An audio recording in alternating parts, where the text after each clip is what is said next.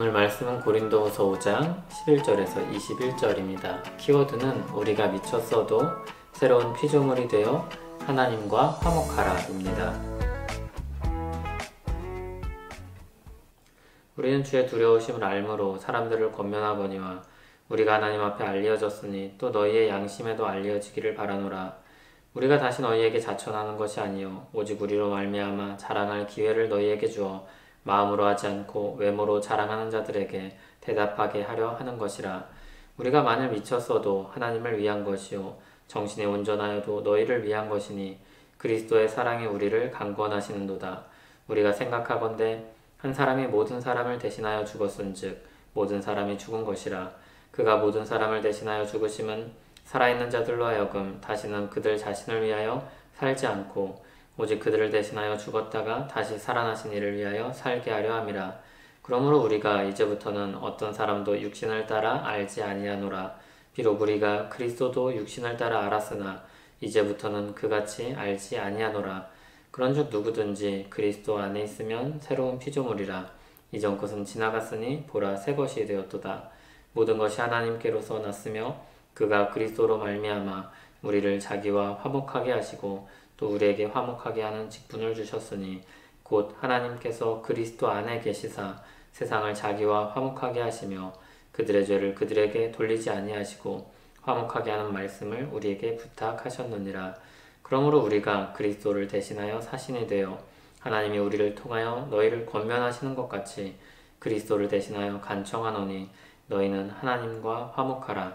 하나님이 죄를 알지도 못하신 이를 우리를 대신하여 죄로 삼으신 것은 우리로 하여금 그 안에서 하나님의 의가 되게 하려 하심이라. 아멘.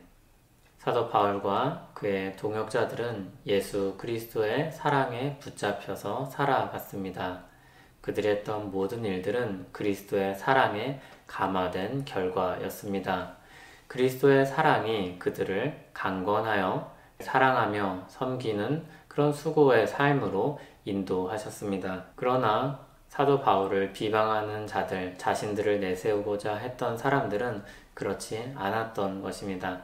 자신을 더 드높이고 싶은 목적을 가지고 사람들에게 무엇인가 그럴듯하게 보이려고 했던 것입니다. 그러나 사도 바울은 14절에서와 같이 이렇게 선언합니다. 그리스도의 사랑이 우리를 강권하시는도다. 그리스도의 사랑이 우리를 사랑의 섬김과 수고로 이끄신다. 이렇게 고백합니다. 그리스도께서 모든 사람을 대신하여 죽으셨습니다. 그리고 그를 통해 생명을 얻은 자들은 부활하신 그리스도를 위해 살게 되었습니다. 이전엔 죽은 자들이었지만 생명을 얻은 자들이 되었기 때문입니다. 새로운 삶, 가치 있는 삶이 그들에게 주어졌기 때문입니다. 바울과 동역자들은 이렇게 새로운 삶을 얻은 사람들로서 하나님을 위해 그리고 교회를 위해 살기로 마음을 정했습니다. 우리가 만일 미쳤어도 하나님을 위한 것이요 정신이 온전하여도 너희를 위한 것이니 이렇게 사도 바울과 그 일행은 하나님을 위해 그리고 교회를 위해 섬기며 살기로 마음을 정한 것입니다. 그리스도 안에 있는 사람들은 새로운 피조물입니다. 새롭게 변화된 사람들입니다. 이 사람들은 새로운 삶을 삽니다. 그들 안에 새로운 삶의 목적이 부여되었습니다. 하나님께서 이들에게 주신 사명이 있습니다. 그것은 화목하게 하는 직분입니다. 하나님과 사람을, 사람과 사람을, 사람과 세상을 화목하게 하는 직분입니다. 바울과 동역자들은 그리스도를 대신한 사신이 되어 이 화목하게 하는 직분을 감당하고자 했습니다. 이와 같은 마음으로 고린도 교회 첫 번째 주는 권면은 이것입니다. 너희는 하나님과 화목하라. 가장 먼저 신자들은 스스로가 하나님과 화목한 관계를 가져야 합니다. 이것은 예수 그리스도로 인하여서 우리에게 주신 은혜입니다. 그런데 그 은혜 안에 계속해서 살아가도록 힘써야 하는 것이죠. 하나님과의 관계에서의 핵심은 무엇입니까? 죄를 제거하고 하나님께 더 가까이 가는 것입니다. 고린도후서 5장 21절은 이런 말씀을 덧붙입니다. 하나님이 죄를 알지도 못하신 이를 우리를 대신하여 죄로 삼으신 것은 우리로 하여금 그 안에서 하나님의 의가 되게 하려 하심이라. 아멘. 그리스도께서 이 일을 위해 오셨습니다. 우리를 하나님의 의가 되게 하기 위해 오셨습니다. 하나님과 우리와의 깨어진 관계를 회복하고 화목하기 위해서 오셨습니다.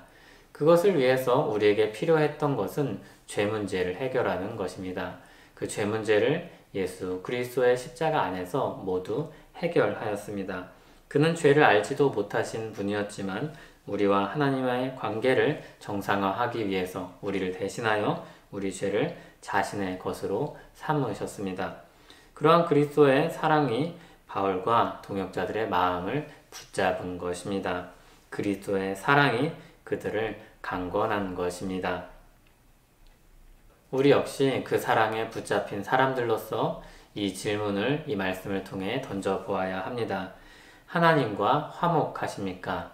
죄를 미워하고 죄를 회개하십니까? 하나님의 뜻을 따라 살기에 적극적으로 힘쓰고 있습니까? 그리스도의 사랑으로 인해 이와 같은 삶을 살아야 한다는 심적인 부담을 가지고 있습니까? 가장 먼저 하나님과 화목하십시오. 이를 위해 필요한 것은 회개입니다. 우리의 죄를 깨닫고 하나님과 화목한 관계를 계속해서 유지하는 것입니다.